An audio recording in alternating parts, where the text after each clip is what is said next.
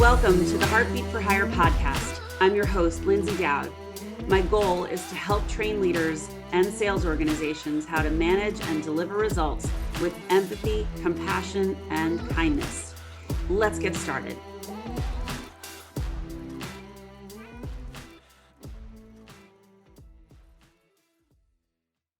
Welcome to this episode of Heartbeat for Hire podcast. And I am so excited to introduce my next guest, Ryerson, who is my new best friend. I was just on his podcast earlier this week, but a super exciting guy and a great bio. So let me tell you a little bit about him. JM is an international speaker, mindset, and business coach, host of the Let's Go Win podcast, highly recommend it, and an author of the Amazon bestseller, Let's Go Win, The Keys to Living Your Best Life, and Champions Daily Playbook. He coaches leaders, entrepreneurs, and teams on peak performance and how to live their best lives. His passion is to help others succeed at work, at home, and in life by offering simple tools that provide a work-life balance. I mean, this is a really phenomenal bio. We are so lucky to have JM today. Welcome, JM.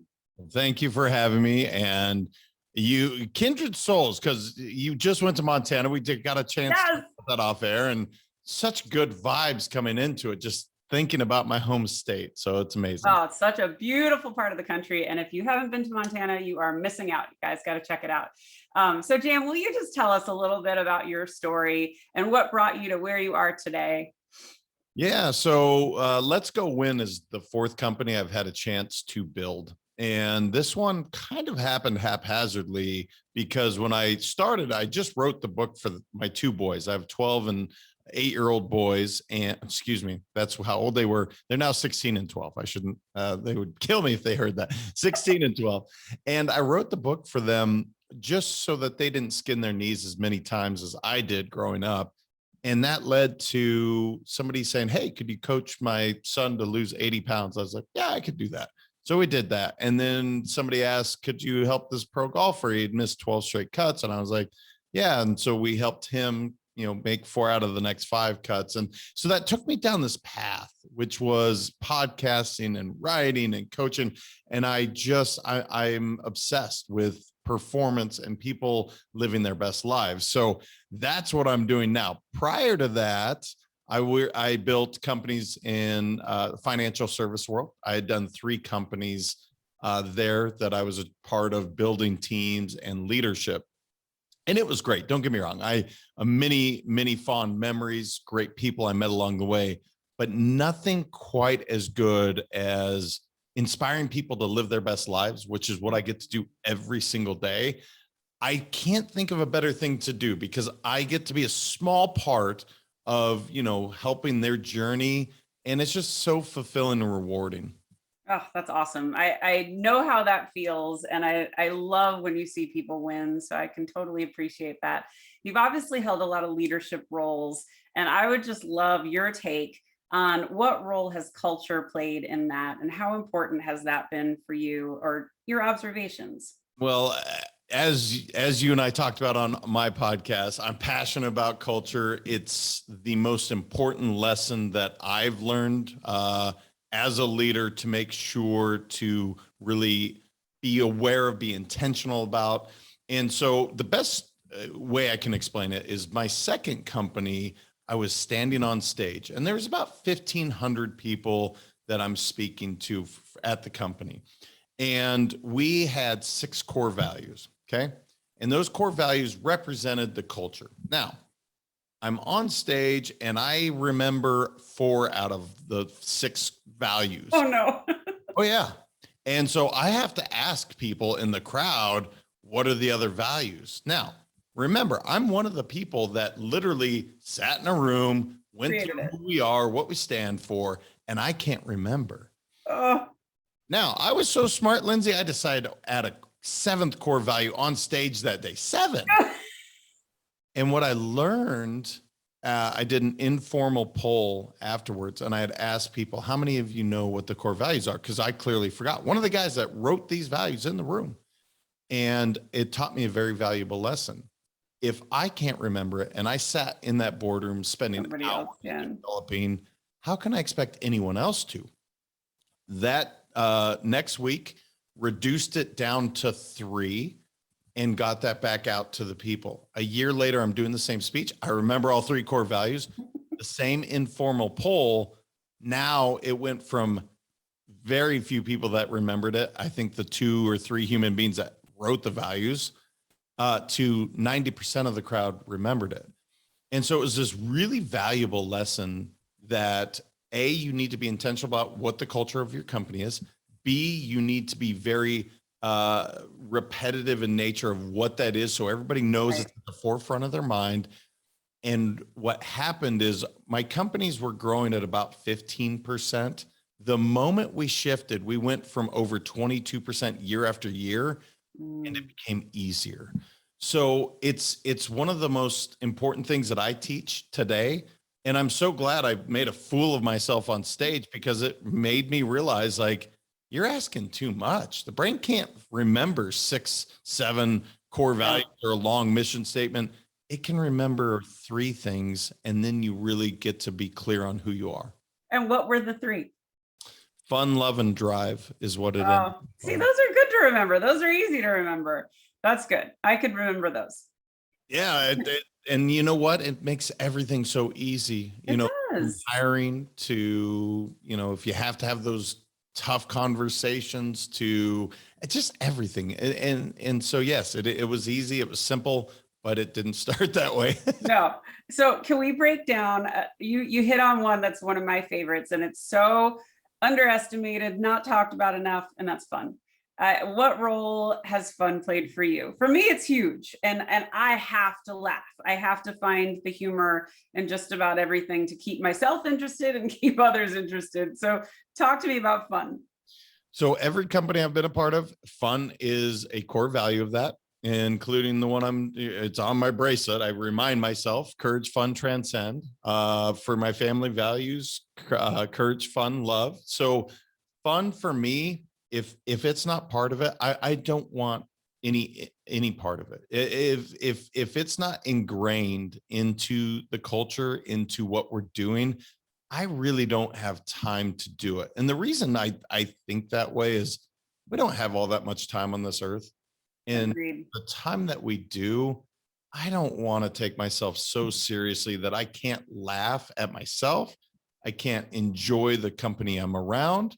And the other thing is, it reminds me it's never all that serious. And so it's in my DNA. I don't like not to have fun. I like to smile, I like to laugh. But what's funny, not to totally use that, but what's funny about it is when I get really into work mode, I'm get serious, my brow gets furrowed, and my wife will be like, "What are you doing? Relax, have fun." And what's amazing is how much more creative we are, how much more productive we are, how much more we enjoy being around one another. So everything rises with having fun, but it's one of those core values where people are like, "Oh, we can't do that." I'm like, you probably want to consider it. So for me, it's non-negotiable. I totally agree with everything you just said. Can you give me some examples of some things that you've done to infuse fun? Yeah. So one of the things that I almost require is when the people come to my home, into the most intimate place, and they get to see exactly who I am. Now, that is just the welcoming. And then we are going to be playing backyard games, whether it's cornhole or Polish horseshoes or flip cup. I really don't care, but that's those team activities, whether it's, whitewater rafting, or it's playing dodgeball or pickleball, or all these various activities are going through my head of all these events. What's amazing is what I learned doing these meetings. I used to bring people right into a boardroom. Let's get down to business. And they weren't very efficient because nobody trusted each other, or they had resentment built up from things that had happened or whatever, right? There was something in the way. And so before we ever do board meetings now, the night before, you will fly in and we will do an activity. And it's not formal. It is literally, we're going to, again, go play pickleball, or we're going to do a trivia night or something. to have an icebreaker, quote unquote, but it's just to have fun and allow people to let their guards come down and remember that there's a human aspect here. It's not all about just the numbers, your duties, your roles and responsibilities. So it's shaped the way I do all my meetings moving forward. And I always have to remember, like, we're going to have fun first so that I can actually get some business conducted. Well, you're forming connection, and that's what people crave. And I had the rare opportunity last night. One of my old teams happened to be in town, and one of the managers called me, and he was like, "Hey, I need a restaurant recommendation. We're in your town." And I'm like, "Oh, I got one." And I called in a favor, got him he had a table for 20, and my buddies who own the restaurant got him in. I was like, "I don't know how you did that, but that's great." But I got to go see them, and there was a bunch of people that I used to manage. And what was so fun was not to overuse the word fun, but it was really enjoyable to listen to their feelings about our time together and how much fun they had, and what an important imprint that was for all of them, and just the things they remembered. It was really cool. It was kind of like, wow, this is a cool way to look in the mirror and hear from people I haven't talked to in a really long time, but that permanence was there. They really, really felt it. It was cool. Love So it. I get that.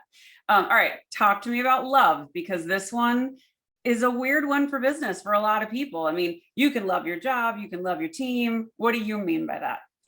Yeah, so you said the word connection, and when it comes to love, this is one of the most important things. If you really want somebody to be influenced, follow you through a brick wall, use every cliche you can think of, if you don't show them love, and I call it encourage, praise, and recognize, they're not going to, right? They're not, your retention won't be great. Your team dynamic won't be great.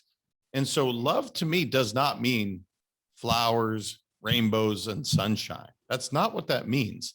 That means we have a true connection, and love can be both very, very warm. Yeah. It also means when you're needing to have that difficult conversation, if you truly care about that other person, if you have true love for them, you don't hesitate to have that conversation. Right. If you genuinely don't, and can I cuss here? I don't know. So yeah, go for it, man. Generally don't give a shit about the other person, that means you won't have that hard conversation. No. You won't show the love that you're willing to show them, Or it won't land well, right? For sure. I think of it just like my kids, right? I can come down on my kids if need be, and I don't like to, of course, that's not my hope, but at times I need to, so I can really bring home a point. But if they don't know that dad loves them and they can't trust me, it's not going to fall. It'll fall on deaf ears. It won't fall well, as you said.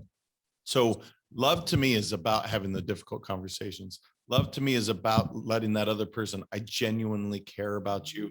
I appreciate you. You're seen, you're heard.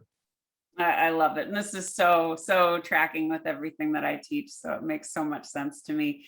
Talk to me a little bit about what are some of your what you view as the most important character traits of being a leader. Yeah. So the most important one that I learned is truly being vulnerable and authentic. It's actually the first chapter of my book. And it's funny to hear that from a kid from Montana that was taught boys don't cry. Right. So vulnerability didn't exactly get like, hey, you should be vulnerable. This is like the thing to do. No, that's not what I learned. But what I also learned is when I first started, I thought I had to look a certain way. I had to wear a suit and tie and up. And again, I just had this vision of what a leader looks like, sounds like, acted like. And it just didn't resonate with me. And I'm not saying, look, I don't care if you wear a suit and tie. Some people, they're comfortable. They look great. Great. I'm a t-shirt and jeans kind of guy. That's just who I am. And I'm comfortable in that. Yeah. And the more that I was able to truly be myself, truly be vulnerable, truly show myself, it allowed my team to grow exponentially faster It also allowed us to gel and perform at such a greater level because it takes zero energy for me to show up as me. It takes zero. It takes so much energy I for me know. to show up as someone the Agreed. way you think you're supposed to be. So you put on a mask. You think you have to look that way. So you put on a mask. And the moment I was able to just take all those masks off and I was truly authentic, my world became so much easier. I bet. So that's the first one. I mean, I can give you more, but Oh, keep going. I love it. so that's number one. The second one is courage. As a leader, you have to have the courage to be vulnerable. You have to have the courage to empower your people, which is one of the most important things I think a leader's job is to empower those around them. Mhm. And you actually told a story on my podcast about how somebody at one of your superiors had asked you, what's your thoughts? And you said, wait a minute, I'm going to go to my team. And you empowered your team to have this. It's one of those strongest leadership qualities because that truly means that you're secure in who you are, where you're going. And when you empower, when you let everyone else rise up, you're not pushing them down and making it about you, but you're letting everyone else rise up. You watch a team accomplish amazing feats, but that takes courage, right? Yes. Super young. Well, and I see this so often with leaders where if you're an insecure leader, you're terrified to share the spotlight because how will anybody know the work that you did? And what I found is it's the opposite. When you share the spotlight and you are constantly recognizing your team, you're getting the credit, you're all getting the credit. And that's a beautiful thing. It also is creating an environment that people want to be around and they admire and they want to mimic. So yeah, so you touched on recognition a couple of times. I want to talk a little bit or hear from you what you think some ways of recognition have worked really well for you and just recognizing others and the role of that. Yeah, so this is something I also had to be cognizant of early in my career because I thought you had to just you expected them to do the job, and so it's like, all right, you're not going to credit them for doing their job. Yeah. Well, the truth is, everyone wants to be recognized. They want to be seen. They want to be heard. They want to know that what they're doing is part of something bigger. It Mhm. costs zero amount of money and very little time to simply say, Lyndsay, hey, by the way, great job on whatever project. Yeah. Great job with your attitude today. Thank you so much for showing up the way you do. And often I do this outside of business. If you walk by and I see, let's say I see a very attractive person that walks by, boy or girl, doesn't matter. But let's just say it's a female. And I think to myself, wow, they have this dynamic personality. They're beautiful. Now, I could keep that to myself because I don't want to sound like a creep, right? I don't want to be that creepy guy that's like, Hey, nice shirt. or I could take the chance and make their day and say, you know what? You made my day better today by your presence, by your beauty, by just who you are. Nothing more than that. It makes them feel better. I'm not saying, hey, can I get your number and go out? My wife wouldn't find that very attractive on top of it. But it's just saying, you know what? I recognize that you put forth effort to look the way you did, to show up with the personality that you did. It takes zero amount of effort, maybe a little courage. Just say, you know what? Great job. That's what I love about you, JM. You're always putting goodness out into the world. And take note, audience. I mean, it costs nothing to make someone's day. It costs nothing to smile. And I know for women, it's a little harder because sometimes when you smile, you're inviting things you don't want. But when you are kind to someone and you stick your neck out, or it's an employee and you compliment them on the words they chose or the way that they phrased something, that costs nothing, but it makes that person's day so fundamentally better. I love that. You know, and what's interesting, and I'm not a female, obviously, so I don't know. But let's say you do smile as a female, and I understand you maybe have somebody now think, "Oh my gosh, I'm going to approach you," but so they do. What if you just said, "Thank you, I'm not interested, but I thank you so much." Mhm.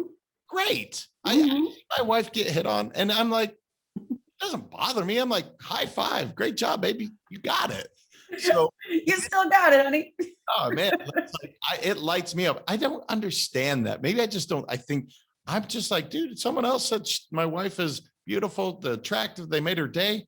That's great. It's Kudos. a great reminder for you too. It's awesome. Percent. So I it's love that. funny though. We've been conditioned not to like give love and put it out there. And I think in large part because of one or two bad experiences. But by and large, we have great experiences when we send love out there. So True. I try to do that for the most part. Well, it's a great way to live. So I want to pivot a little bit to mindset. This is something you talk a lot about. And I want to talk about the winning mindset and also limitation of beliefs. What are those two concepts for you? What does it mean?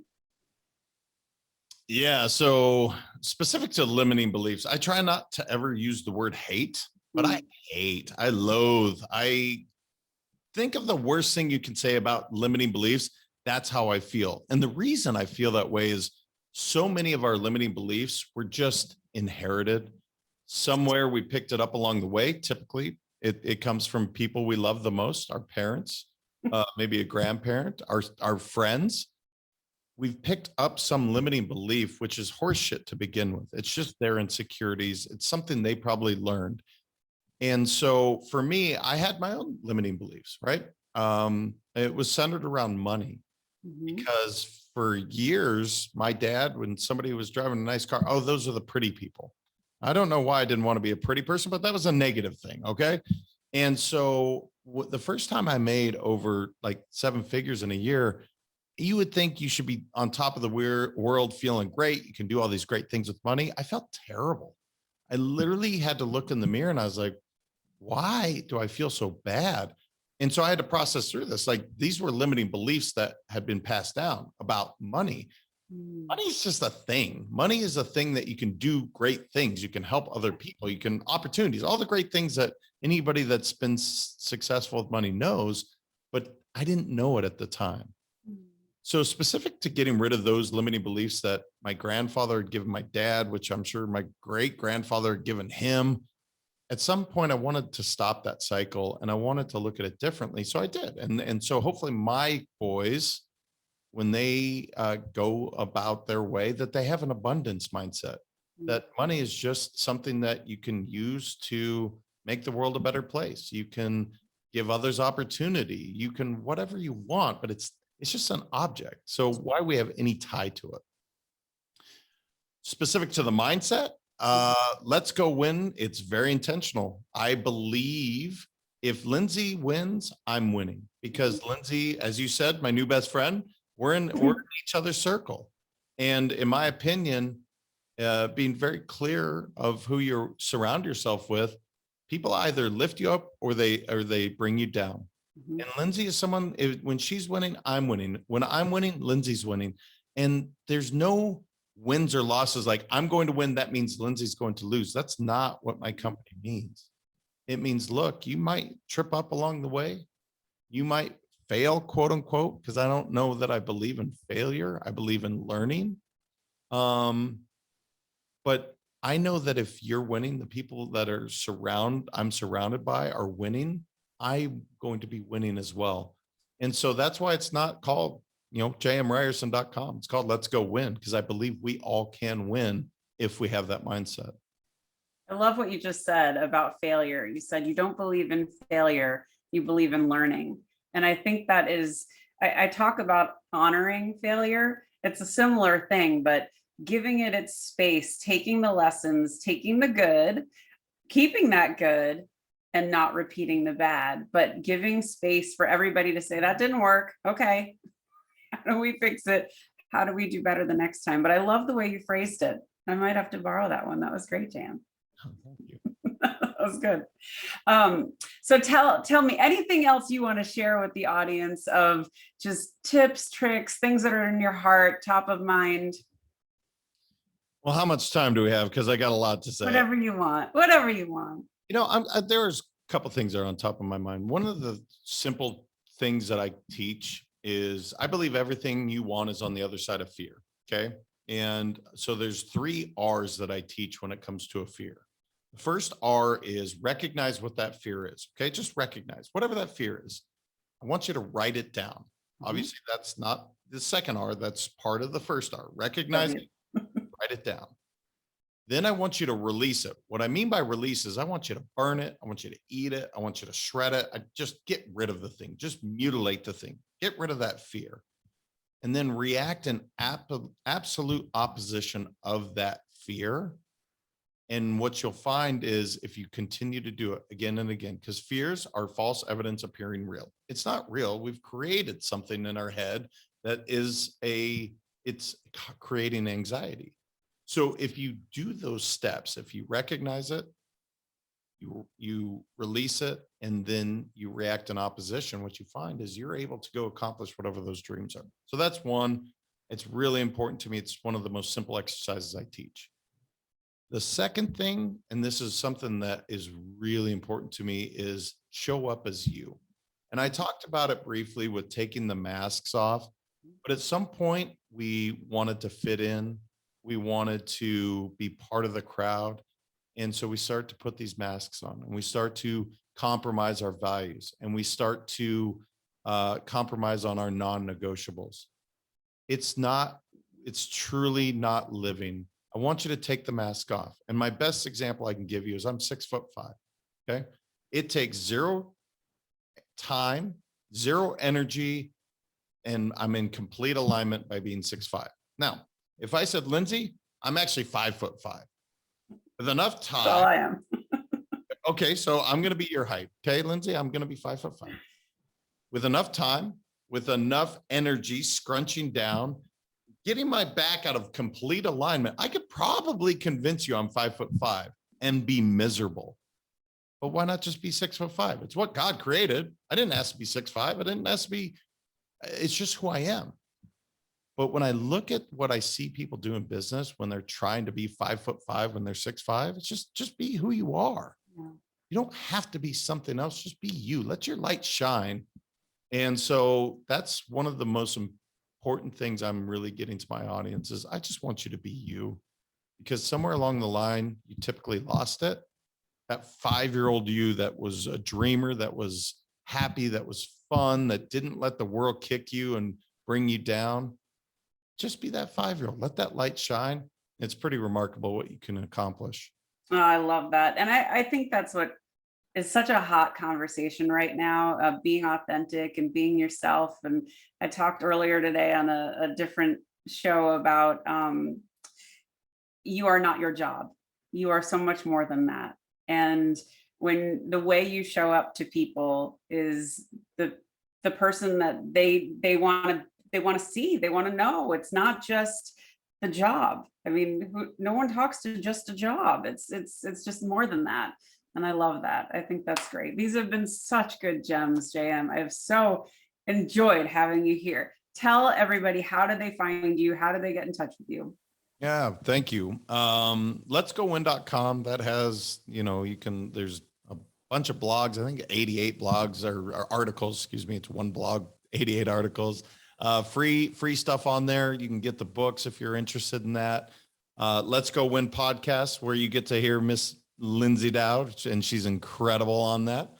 And Let's Go Win 365. Any social media that Let's Go Win 365 is on there. And here's what I will 100%. I like to interact with human beings, just like you and I are doing.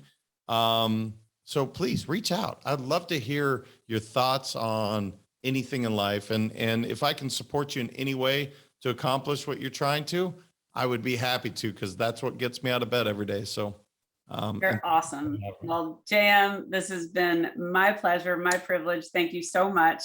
You've been a tremendous guest, and we'll have to do it again soon. Sounds amazing. Thanks for being on. Okay. Thanks, everybody. Hope you enjoyed this episode of Heartbeat for Hire.